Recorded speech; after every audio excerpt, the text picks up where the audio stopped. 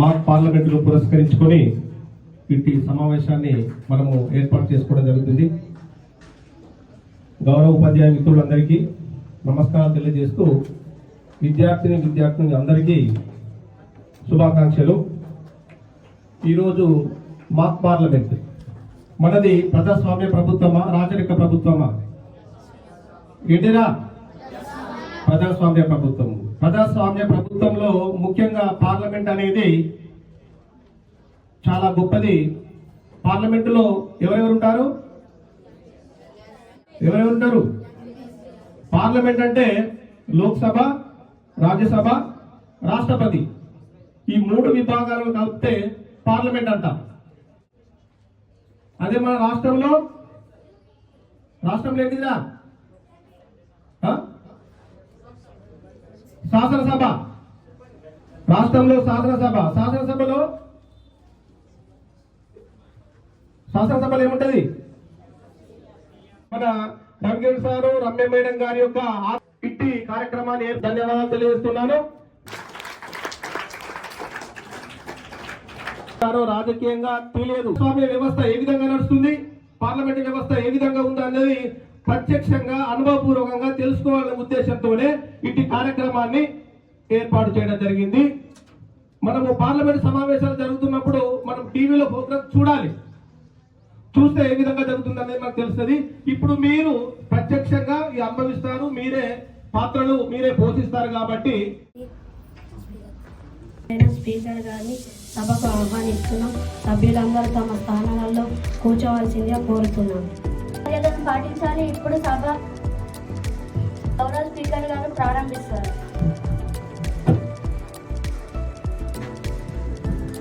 సభ్యులందరికీ నమస్కారం. ఈనాటి ఈ కార్యక్రమాన్ని వందే మాతర గేయంతో ప్రారంభించుకుందాం.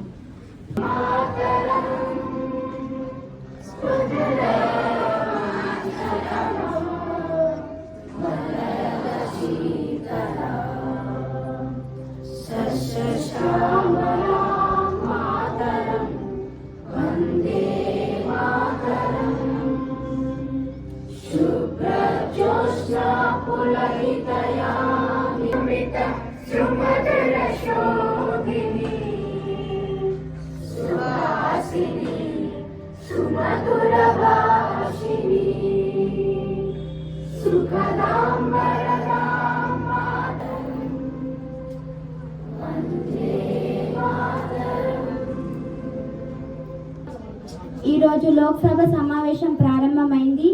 సభ్యులందరికీ నా అభివాదాలు. దేశ భవిష్యత్తుకు సంబంధించిన ప్రస్తుత ముఖ్యమైన అంశాలపై చర్చ నేడు జరగనుంది.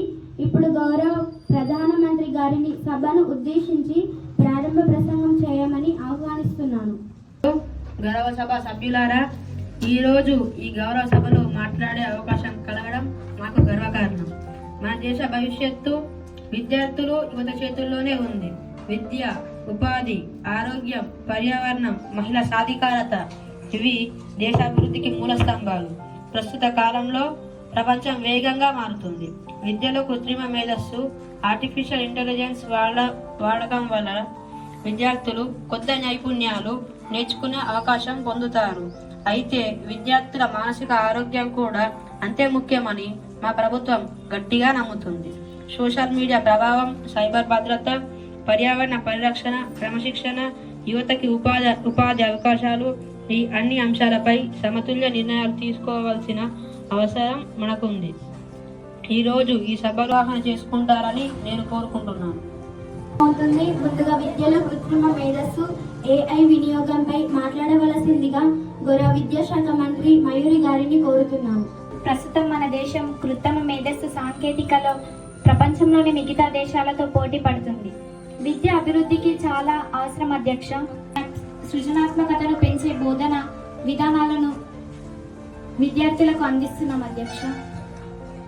ప్రతిపక్ష నేత శివసాయి గారిని మాట్లాడవలసిందిగా కోరుతున్నాను. మంత్రి గారు చెప్పిన దాంట్లో సగం మాత్రమే నిజం అధ్యక్ష. సాంకేతికతల్లో ప్రపంచంలోని అన్ని దేశాలు పోటీ పడుతున్నాయి అధ్యక్ష. కానీ మన దేశం అధ్యక్ష, మంత్రి గారు చెప్పిన దాంట్లో సగం మాత్రమే నిజం అధ్యక్ష. సాంకేతికతతో ప్రపంచంలోని అన్ని దేశాలు పోటీ పడుతున్న అధ్యక్ష. కానీ మన దేశం కాదు. ఏసీ గదుల్లో కూర్చున్న ప్రభుత్వం మాటల్లో బాగానే చెబుతుంది అధ్యక్ష. క్షేత్రస్థాయిలో సమీక్ష చేస్తేనే అసలు విషయం తెలుస్తుంది అధ్యక్ష. నిజానికి ఇప్పటికీ మన దేశంలోని చాలా గ్రామీణ ప్రాంతాలలో ఇంటర్నెట్ సదుపాయం లేదు అధ్యక్ష. చాలా పాఠశాలల్లో ఉపాధ్యాయుల కొరత ఉంది అధ్యక్ష. ఇన్ని సమస్యలు పెట్టుకొని ప్రభుత్వం గొప్పలు చెప్పుకోవడం సిగ్గుచేటు అధ్యక్ష. ఏ చర్యలు తీసుకుంటుందో చేపట్టాలి అధ్యక్ష.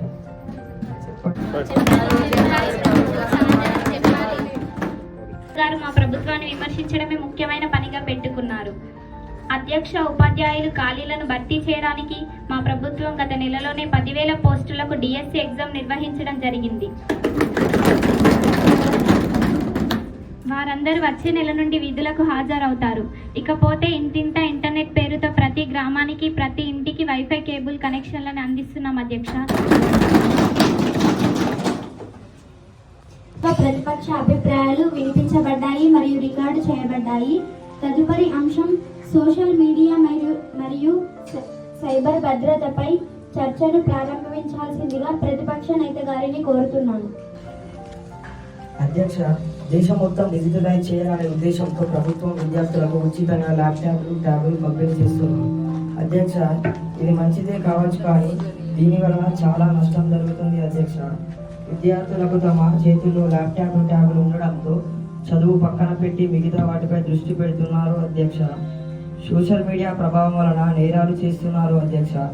సైబర్ మోసగాళ్ల చేతిలో మోసపోతున్నారు అధ్యక్ష. దీనికి అందరికీ ప్రభుత్వం కారణం కాదా అధ్యక్ష? దీనిని నియంత్రించడానికి ప్రభుత్వం ఏ చర్యలు చేపడుతుందో తెలపాలి అధ్యక్ష. విద్యార్థుల భద్రత గురించి బాగా ఆలోచిస్తున్నారు అధ్యక్ష. మంచిది అధ్యక్ష. ప్రభుత్వం విద్యార్థుల గురించి భద్రత కట్టుదిట్టమైన కార్యక్రమాలను అమలు చేస్తుంది అధ్యక్ష. అవగాహనతో ఉపయోగిస్తే సోషల్ మీడియా కూడా మంచిది అధ్యక్ష. కాకపోతే నియంత్రణ కూడిన వినియోగం అవసరం అధ్యక్ష. ఇందుకోసం మా ప్రభుత్వం సైబర్ వినియోగం భద్రతపై ప్రత్యేక శిక్షణలు కార్యక్రమాలు పాఠశాల స్థాయిలోనే విద్యార్థులకు అందిస్తున్నాం అధ్యక్ష. సైబర్ భద్రతపై ఇరుపక్షమని ప్రభుత్వం చెప్పిన గొప్పలు అన్ని కాగితాల వరకే అధ్యక్ష. గౌరవ మంత్రులు పిల్లలకు సరఫరా చేస్తున్న ఆహారాన్ని ఒక్కసారి తింటే తెలుస్తుంది అది ఎంత నాణ్యంగా ఉందో. అధ్యక్ష, ప్రజల ఆరోగ్యంపై అశ్రద్ధ వహిస్తే మేము ఊరుకోం అధ్యక్ష. దీనిపై విచారణ జరిపించడానికి ఒక కమిటీ వేసి పేదవారికి న్యాయం చేయవలసిందిగా కోరుతున్నాం అధ్యక్ష.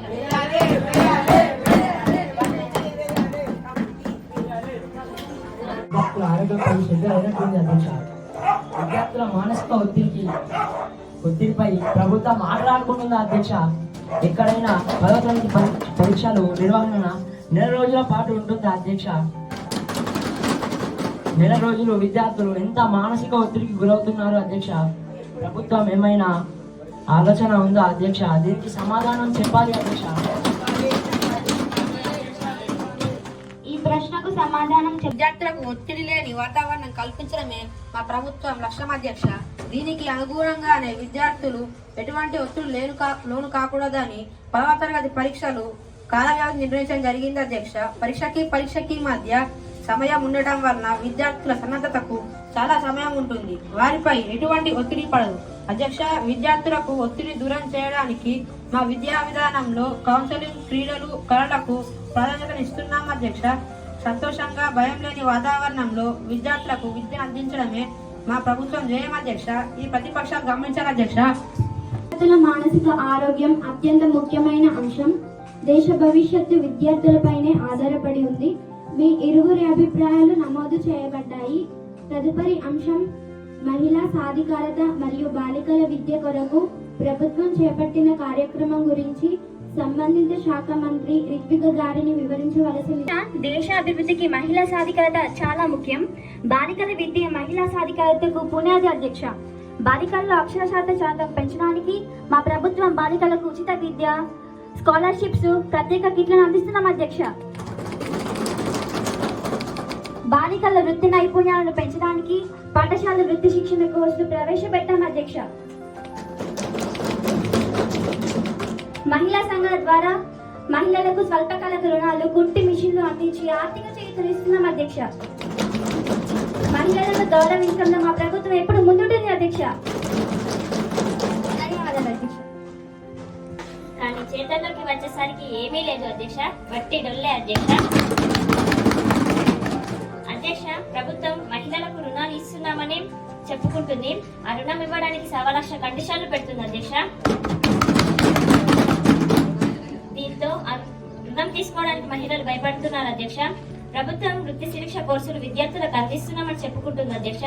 మండలానికి 1-2 బడులు ఉంటే చాలా అధ్యక్ష. మరి మిగతా స్కూల్లో చదివే విద్యార్థుల సంగతి ఏంటి అధ్యక్ష? అధ్యక్ష, గ్రామీణ ప్రాంతాలలో పాఠశాలలో బాలికలకు మరుగుదొడ్ల వసతి లేదు అధ్యక్ష. దీని వలన చాలా మంది బాలికలు బడికి దూరంగా ఉంటున్నారు అధ్యక్ష. ఇవన్నీ చూస్తే ప్రభుత్వం పేరు గొప్ప, ఊరు దిబ్బ అన్నట్టుంది అధ్యక్ష. ఇప్పటికైనా ప్రభుత్వం మేల్కొని బాలికలకు కావాల్సిన అన్ని సౌకర్యాలు కల్పించాలి అధ్యక్ష. తదుపరి అంశం పర్యావరణ పరిరక్షణ వర్సెస్ అభివృద్ధిపై చర్చను ప్రారంభించాల్సిందిగా ప్రతిపక్ష సభ్యుడు రిషి గారిని కోరుతున్నాను. నా ప్రభుత్వం దేశాన్ని అభివృద్ధి పథంలో తీసుకోబోతున్నా అని చెప్పి పర్యావరణాన్ని నాశనం చేస్తుంది అధ్యక్ష. ఇష్టం వచ్చినట్టు అడవులు నరకడం వలన పర్యావరణ సమతుల్యం దెబ్బతింటుంది అధ్యక్ష. ముందు వెనుక ఆలోచించకుండా పరిశ్రమలకు అనుమతి ఇవ్వడం వలన వాతావరణ కాలుష్య స్థాయి పెరిగి దేశానికి అభివృద్ధి అవసరం, కానీ ప్రకృతిని కాపాడుతూ అభివృద్ధి చేయడమే మా ప్రభుత్వ లక్ష్యం అధ్యక్ష. పర్యావరణ పరిరక్షణలో భాగంగా విద్యార్థులను చెట్లు నాటే కార్యక్రమంలో భాగస్వామ్యం చేస్తున్నాం అధ్యక్ష.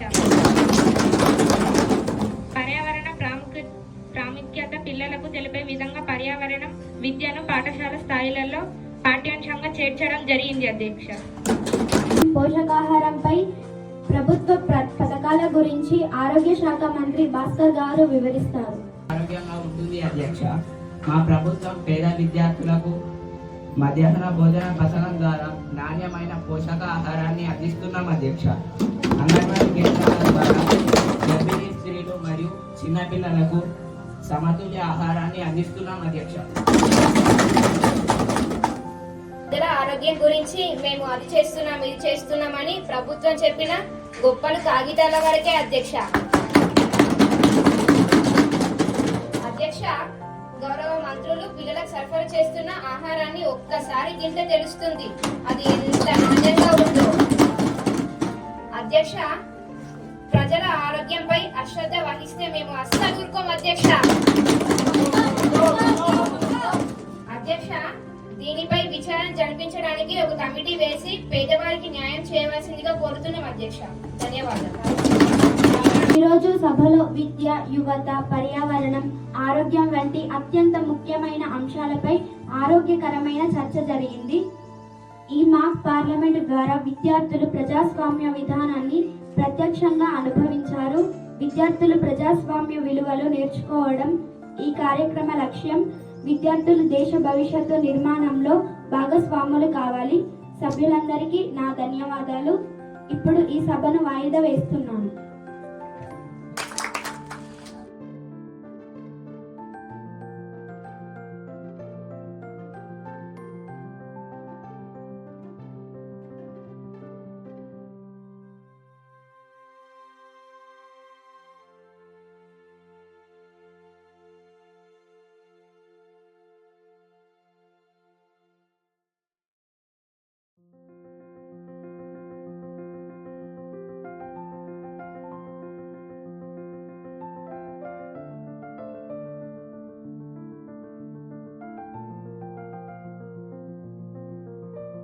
చాలా బాగా చెప్పారు. అండ్ టీచర్స్ కూడా ప్రతి ఒక్కరు మాకు సపోర్ట్ చేశారు సార్. పిల్లల్ని పంపించడం, ఏది ఎట్లా ఉండాలి, ఏం చేయాలి అనేటువంటి విషయాలలో ప్రతి ఒక్కరు మాకు చాలా హెల్ప్ చేయడం జరిగింది. సో ఎవరైతే అందరూ హెల్ప్ చేసిన టీచర్స్ అందరికీ అండ్ స్టూడెంట్స్ కి అందరికీ మా సోషల్ టీం తరఫున కృతజ్ఞత తెలుపుతున్నాను సార్.